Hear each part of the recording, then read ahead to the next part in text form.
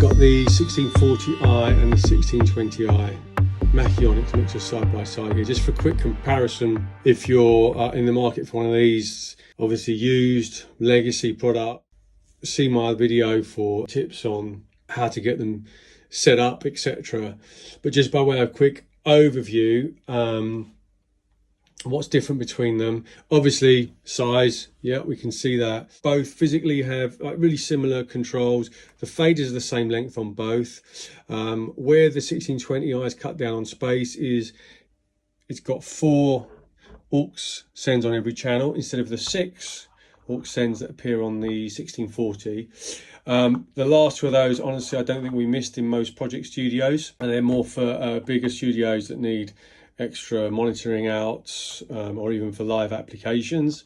The Perkins EQ is on every channel of the 1640i, but only the first 8 of the 1620i. Then you just have a more stripped down EQ. They both have the Firewire send option button on every channel, which is great. So you can decide whether, when you're recording through the mixer into your DAW using the Firewire interface, you can select per channel EQ and preamps are active or not. So that's the same on both mixers. Yeah, mic preamps 1 to 8 on the 1620, but you have them on every channel on the 1640. Physically, you have the option on the 1640 to have your jacks, etc. on the back, as I have it, or you can just get busy with a screwdriver. You can reconfigure this so that that rotates round and they're all on top. The 1620 doesn't have that option, it's just fixed in that position. Practical in many applications, it's not as clean looking.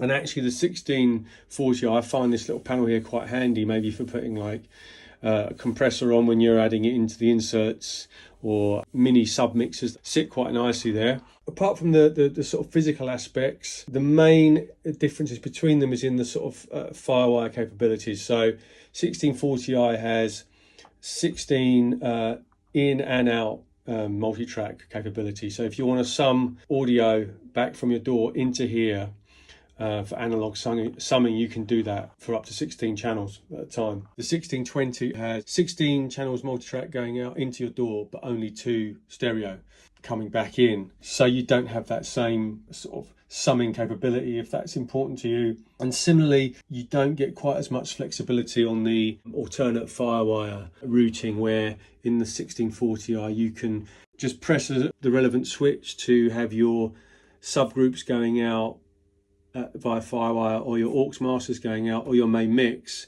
sort of overriding the default setting for the individual tracks. You do get some of that on the 1620. You can assign stereo mix to 15 and 16 Firewire, for instance, and you can do this button to activate aux send 1 and 2 to Firewire 13 and 14, but obviously that's a lot more limited than the 1640, which allows you to do that with the first 4 aux masters.